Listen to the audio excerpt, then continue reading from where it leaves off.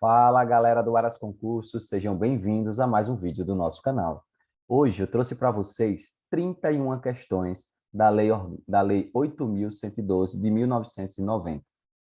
Essas questões abrangem os artigos do 1 até o artigo 32. E aí já tem uma aula que a gente comenta todos esses artigos, ok? Vou deixar aí o link na descrição. E nesse vídeo eu vou deixar também na descrição o link para você baixar tanto o slide da aula quanto essas questões, beleza? Então vamos lá. Primeira questão. De acordo com a Lei 8.112, Lei do Regime Jurídico dos Servidores Públicos Civis da União, o retorno à atividade, veja, o retorno à atividade do servidor aposentado por invalidez, quando junta médica oficial declarar insubsistentes os motivos da aposentadoria, é denominado o quê? Quando o aposentado volta a trabalhar, esse retorno é chamado de reversão, ok? Reversão. Então, a reversão é quando o aposentado volta a trabalhar, beleza? Alguns até usam esse V aqui para lembrar de vovô. Tipo, vovô voltou, é reversão, ok? Porque quando a gente fala de aposentadoria, a gente lembra de idoso, né? Mesmo essa aposentadoria aqui não precisando ser do idoso. Pode ser por motivo de invalidez, por exemplo, por motivo de uma limitação que o servidor tenha sofrido e ele não conseguiu ser readaptado, então ele foi aposentado. Mas aí, se os motivos para ele ter se aposentado não existem mais, ele vai ser revertido, ele vai voltar a trabalhar. Então, a volta do servidor que estava aposentado é chamado de reversão, beleza? Mais um aqui, de acordo com o artigo 24 da Lei 8.112, sobre a readaptação. Quer saber da readaptação? Analise a afirmativa a seguir. Readaptação é a investidura do servidor em cargo de atribuições e obrigações legais, não, é responsabilidade.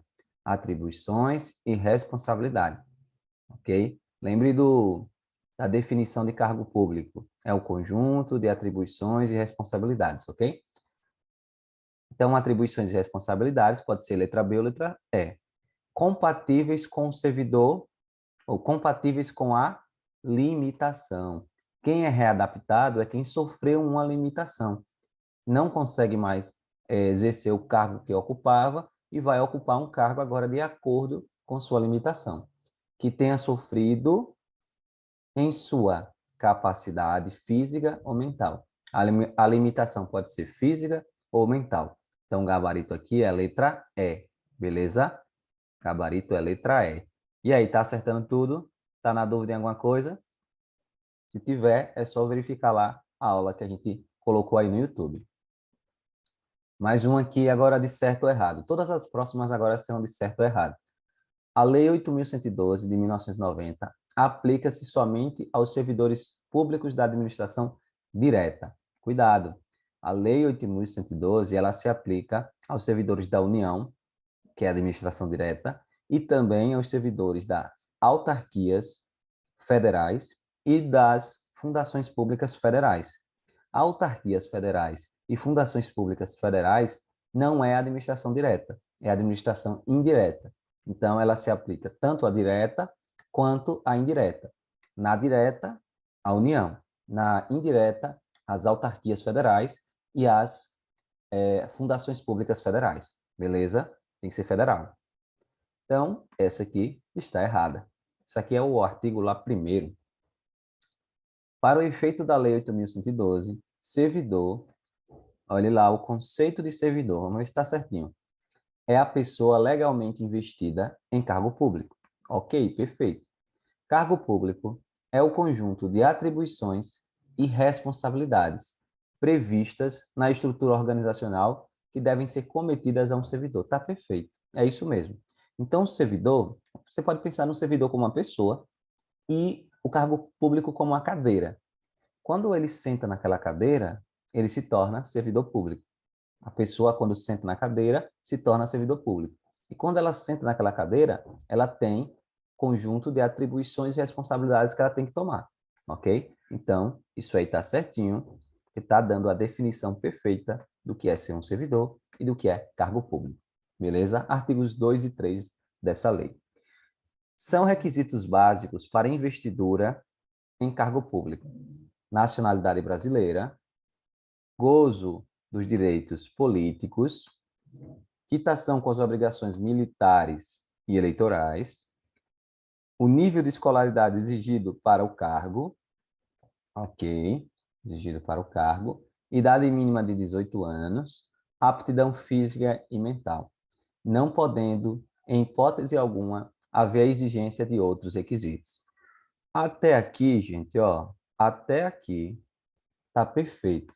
Idade mínima de 18 anos, aptidão física e mental, nível de escolaridade compatível ali exigido para o exercício do cargo, obrigações militares, políticas, tudo isso está perfeito, nacionalidade brasileira, mas quando chega aqui não podendo, em hipótese alguma, haver a exigência de outros requisitos, isso é o que está errado. Porque dependendo do cargo, pode haver sim a exigência de outros requisitos. Tá ok? Então vamos para a próxima.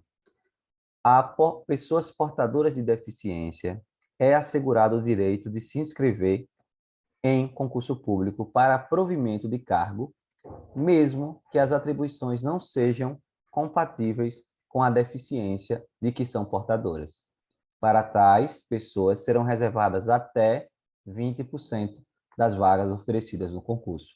Olhe bem, portador de deficiência pode ocupar cargo público? Pode, mas somente se as atribuições forem compatíveis com a deficiência que ele tem. Porque lembra que um dos requisitos aqui da questão 6 que a gente viu, é a aptidão física e mental. Se o portador não tiver aptidão física ou mental para ocupar o cargo público, ele não vai poder ocupar, ok? Então, ele pode sim ser provido no cargo público, desde que as suas limitações sejam compatíveis com o cargo que ele vai exercer, beleza? E aqui 20%, até 20% será reservado para das vagas, né, para os portadores de deficiência. Está certo, beleza? Então até 20% está ok. Cuidado que tem alguns estatutos, algumas leis que você vai estudar aí para a prefeitura ou estado, que pode vir até 10, até 15, mas no caso da lei 812 é até 20%. Até, não é obrigado que seja 20%, ok? Então vamos mais. Então essa aqui está errada. Por que está errada? Porque diz que mesmo que suas atribuições não sejam compatíveis com a deficiência. Aí não pode. As universidades e instituições de pesquisa e tecnologias federais poderão prover seus cargos como professores, técnicos e cientistas estrangeiros de acordo com as normas e os procedimentos da Lei 8.112. Embora um dos requisitos para ser básicos, né, para ser investido em cargo público, seja a nacionalidade brasileira, existe essa exceção. Professores, técnicos e cientistas estrangeiros, eles podem se ocupar um cargo público, desde que esteja de acordo com os procedimentos da lei, beleza? Então, isso aqui é verdade.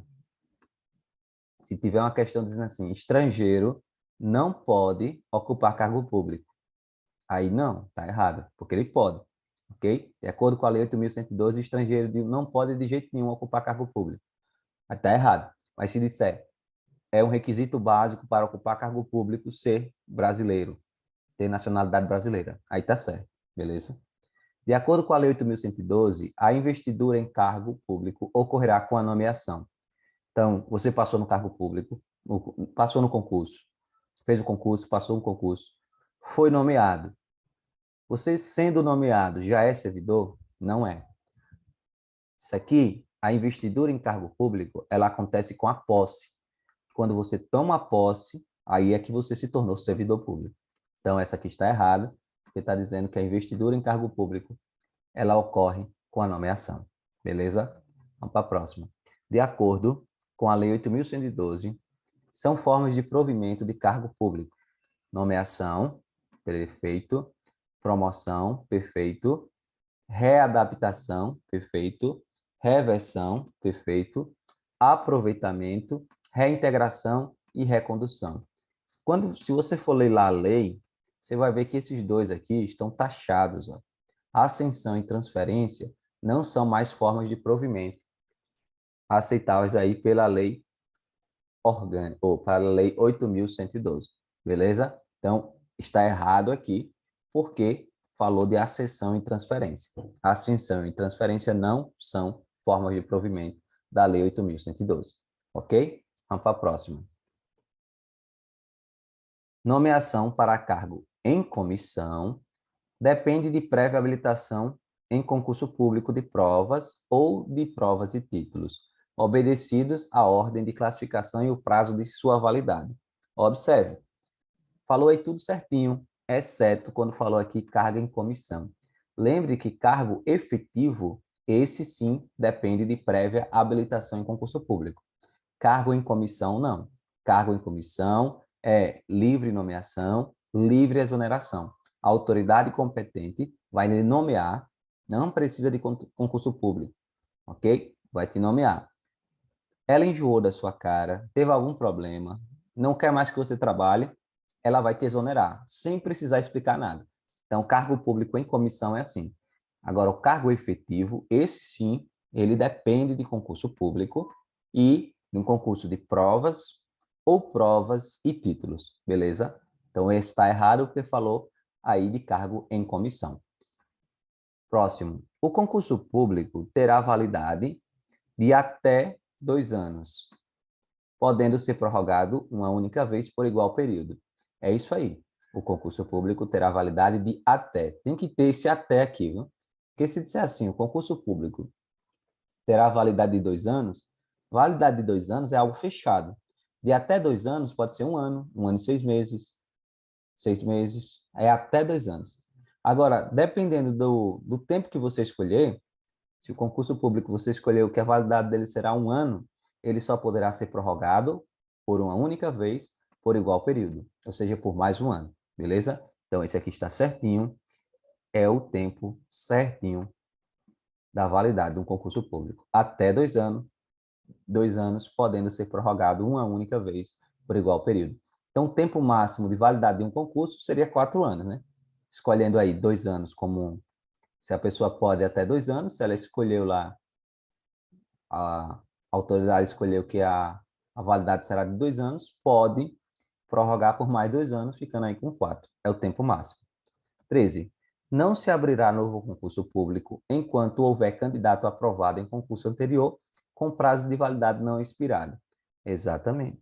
Se o candidato foi aprovado, não foi convocado e o prazo de validade do concurso ainda não foi expirado, e não, então não pode abrir um outro concurso público. Beleza? Então, aqui está certinho. Beleza? Certinho. Próxima. A posse ocorrerá no prazo de 30 dias. Guardem essas datas, porque essas datas são importantes. Viu? A posse ocorrerá no prazo de 30 dias, contados da publicação do ato de provimento, no caso da nomeação. Não tomando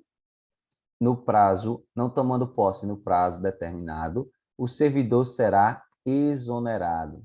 Faltou aqui o nome posse, né? Não tomando posse no prazo determinado, o servidor será exonerado.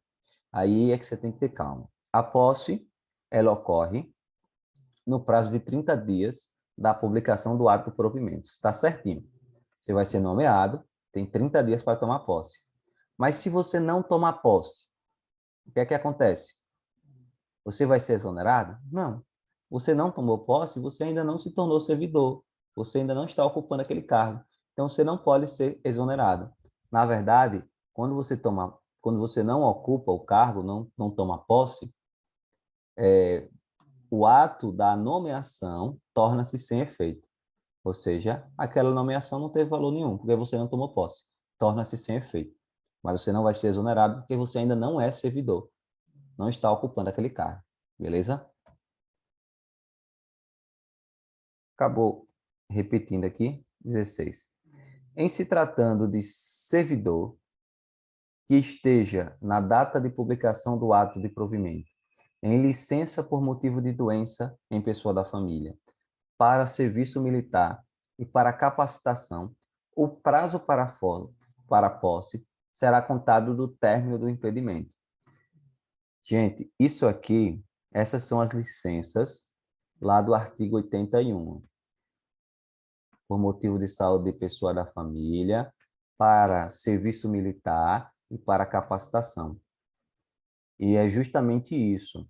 Quando uma pessoa já é servidor, ok? E é nomeado para um novo cargo.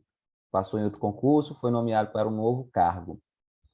Ele teria 30 dias para tomar posse. Mas, se ele tiver de licença, por motivo de pessoa da família, estiver no serviço militar, estiver de licença para capacitação e outras licenças, ele tem aí o prazo começando após o término do impedimento.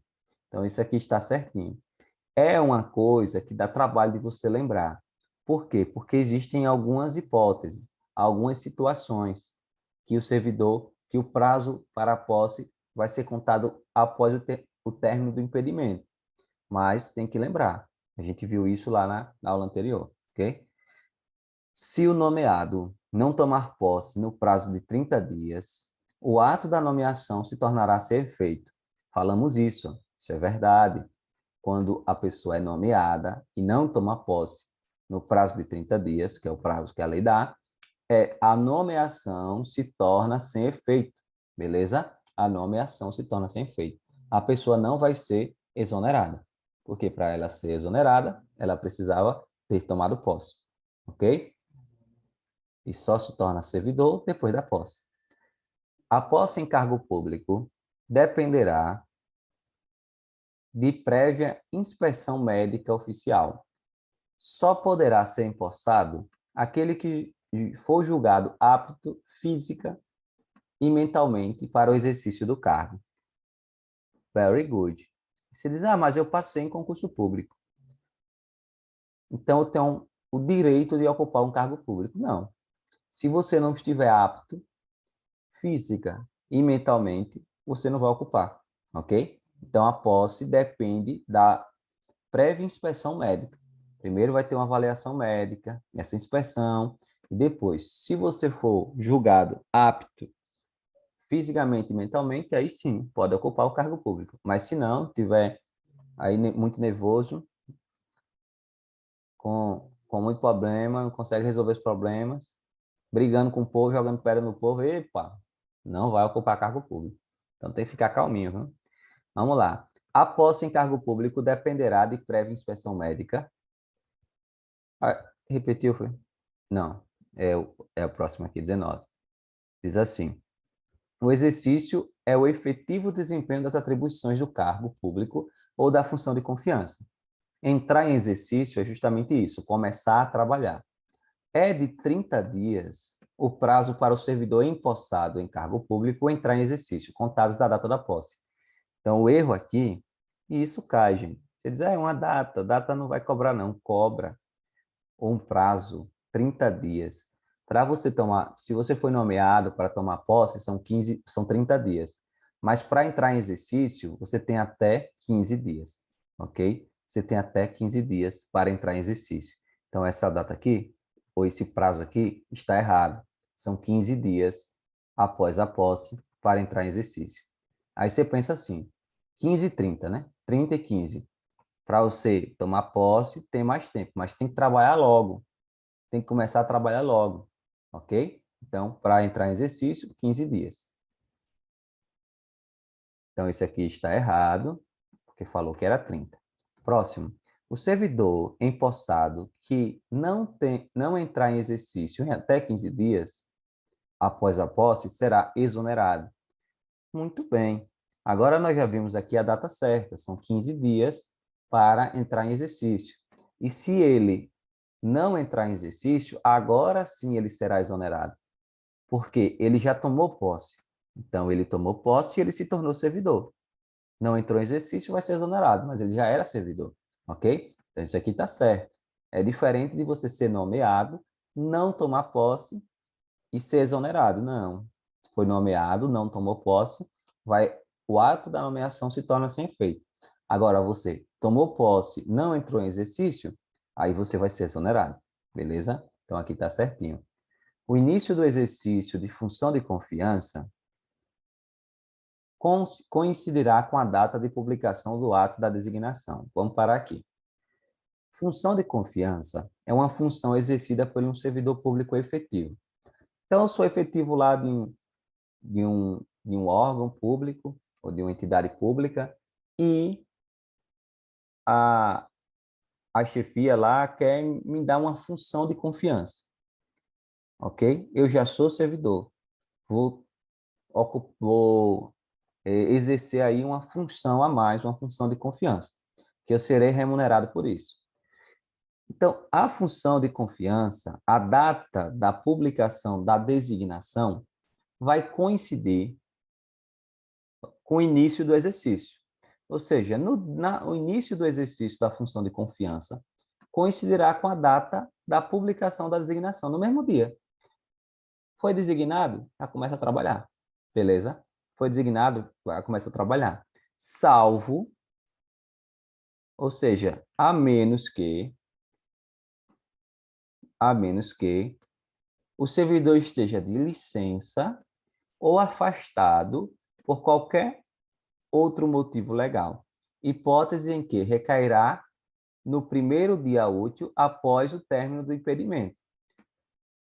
Mas o impedimento não poderá exceder a 30 dias da publicação, ok? Então, a data que o servidor vai entrar em exercício, quando ele recebe uma função de confiança, é no mesmo dia do ato da designação. Mas se ele tiver de licença ou afastado por um motivo legal, o que é que vai acontecer? Essa data será o primeiro dia útil após o impedimento, após a licença ou após o afastamento. Mas isso não pode se exceder a 30 dias da publicação. Então, isso aqui está certinho, beleza? Trouxe aqui para vocês só para trazer esses detalhes. Vamos para a próxima. O servidor que deva ter exercício em outro município, em razão de ter sido removido, redistribuído, requisitado, cedido ou posto em exercício provisório, terá no mínimo 10 e no máximo 30 dias contados da publicação do ato, para a retomada do efetivo desempenho das atribuições do cargo, não incluindo nesse prazo o tempo necessário para o deslocamento. Isso aqui está errado. Por quê? O servidor, que ele vai entrar em exercício por ter sido removido, redistribuído, requisitado em outro município, ele tem realmente no mínimo 10 dias e no máximo 30 dias para entrar em exercício. Mas esses 30 dias, esses 10 dias, já conta com o tempo necessário para o deslocamento. Então, já contando. Aqui está dizendo não contando. Então, por isso que esse gabarito aqui é errado, ok? O não incluindo nesse prazo o tempo necessário para o deslocamento. Não, já incluindo, beleza? Olha outro detalhe aqui, ó. Nenhum servidor poderá cumprir jornada de trabalho superior a 40 horas semanais, observados os limites mínimos e máximos de 6 horas e 8 horas diárias, respectivamente. Bom, a jornada máxima realmente é 40 horas semanais, são 40 horas semanais. Os limites mínimos são 6 horas e máximo 8 horas. Mas aqui falou nenhum servidor. Existem alguns cargos que é permitido você ultrapassar essa jornada de, de 40 horas semanais. Por exemplo, professor. Professor, ele não tem um limite de 6 horas por dia. Ele pode trabalhar 2 dias, 3 dias. Então, nenhum servidor é onde está errado. Agora, se falar que a jornada máxima de trabalho são 40 horas, ok. O limite mínimo, 6 horas, e o limite máximo, 8 horas, ok. Mas quando fala nenhum servidor, que existem outras leis que podem regulamentar ali o cargo, aquele cargo, permitindo que ele trabalhe mais de 8 horas por dia, que ele trabalhe mais de 40 horas semanais, por exemplo, serviços em escala. Então, para cada cargo vai ter aí um regulamento, beleza? Então, esse gabarito é errado. Ao entrar em exercício, o servidor nomeado para cargo em comissão ficará sujeito a estágio probatório por período de 3 anos. Tá tão lindo aqui que dá vontade de marcar certo, mas só tem um detalhe: cargo em comissão. Servidor que está em cargo em comissão, ele está em livre nomeação, livre exoneração. Ele não tem estabilidade, beleza? Não tem estabilidade. Ou seja, ele não tem estágio probatório. O estágio probatório é o período que você vai ser avaliado até verificar se você vai se tornar um servidor estável ou não. Mas cargo em comissão não tem isso. Se tivesse aqui, no lugar de cargo em comissão, cargo efetivo, aí estaria certo. Ao entrar em exercício, o servidor nomeado para cargo efetivo ficará sujeito a estágio probatório de 3 anos. Perfeito. Cuidado que lá na lei vai ter 24 meses, mas foi atualizado isso. O STF já disse que 24 meses é inconstitucional, não é constitucional, ok? Não está de acordo com a Constituição. Então tem que ser 3 anos. Então isso aqui está errado porque fala de cargo em comissão. 25. 24, 25, era para ter 25 aqui, né? O servidor não aprovado em estágio probatório será exonerado ou, se estável, reconduzido para o cargo anteriormente ocupado. Isso aqui está perfeito. Quando o servidor ele não passa no estágio probatório, ele é exonerado. Mas imagine que o servidor A, ele já é servidor, ele está ocupando esse cargo A. Ele passou e foi ocupar um cargo B. Ele já era estável aqui no cargo A, mas no cargo B ele tem que fazer o estágio probatório. E aí ele reprova.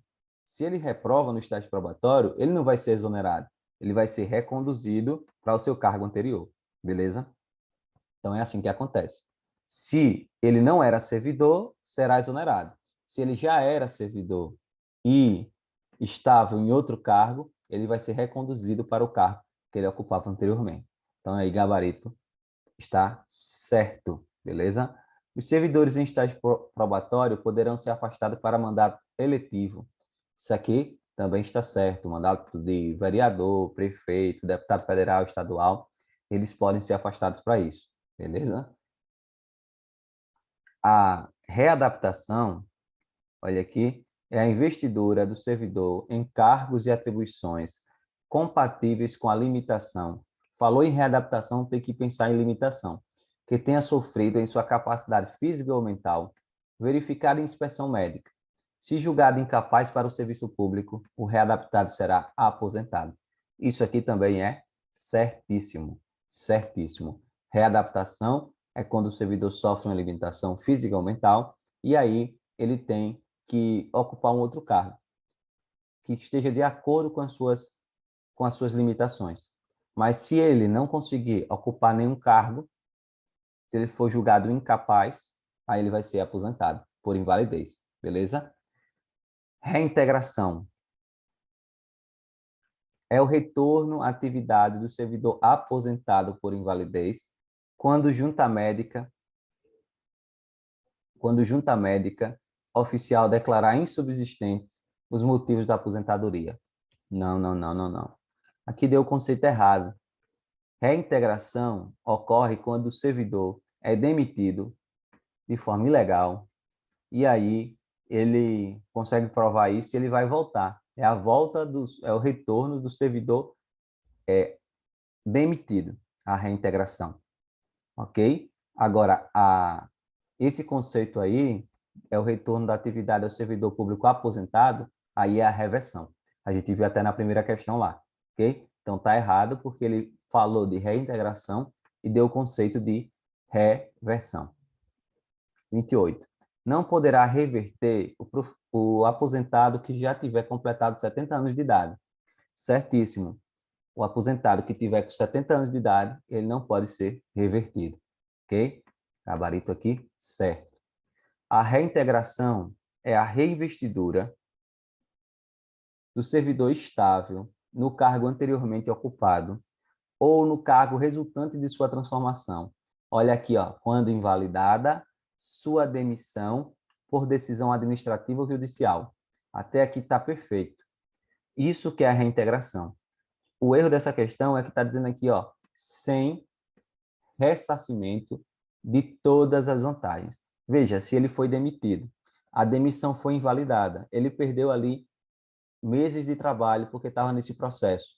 Então, o que é que acontece? Ele tem que ser ressarcido por todas as vantagens que ele perdeu. Então, o gabarito aqui é errado, porque está falando ali sem ressarcimento. Mas o conceito de reintegração está perfeito, beleza? 30. Recondução é o retorno do servidor estável ao cargo anteriormente ocupado e decorrerá da inabilitação em estágio probatório relativo a outro cargo ou reintegração do anterior ocupante. Recondução. Lembra que quando a pessoa já é servidora, ou servidor, né? E ele não passa no estágio probatório, ele volta para o seu cargo anterior, então isso aí é chamado de recondução. Outra forma é quando um servidor é aposentado ou é demitido. Vamos pensar aqui, tem o cargo A, que está sendo ocupado aqui. Tem o cargo B, que está sendo ocupado aqui. Aí, B é demitido, o servidor que ocupa o cargo B é demitido, então ele sai. Aí o servidor que está no cargo A vai ocupar o lugar dele, ok? E aí, só que depois verificam que a demissão de B foi inválida e B vai retornar, foi reintegrado. Quando ele é reintegrado, A que estava ocupando o cargo de B é reconduzido para o seu cargo anterior. Então, a recondução ocorre em duas situações. Primeira situação é quando você já é servidor e é inabilitado em estágio probatório. Então, você já era servidor em um cargo, foi passar para o estágio probatório em outro cargo, não passou, você vai voltar para o seu cargo anterior. E outra situação é quando uma pessoa é demitida, alguém ocupa o cargo dela e depois essa pessoa é reintegrada porque sua demissão foi inválida. Então, ela volta para o seu cargo. Quem está ocupando o cargo dela será reconduzido para o cargo que anteriormente ocupava. Então, isso aqui está tudo certinho. Gabarito letra C de certo. Beleza? E a 31, o retorno à atividade de servidor em disponibilidade, far-se-á mediante aproveitamento obrigatório, em cargo de atribuições e vencimentos compatíveis com anteriormente ocupado. Perfeito. Quando você está em disponibilidade, aí você vai ser aproveitado, obrigatoriamente. Surgiu uma vaga, você vai ser aproveitado. Quem está em disponibilidade é ficar em casa, esperando uma vaga. E aí, quando surge uma vaga, você vai ser aproveitado. Então, gabarito aqui, certo. Beleza? Muito bem. Então, é isso. Essas foram as questões aqui da Lei 8.112. Deixe seu like, se inscreva no canal, baixe aí esse material e podem aproveitar bastante. Valeu, tchau, tchau.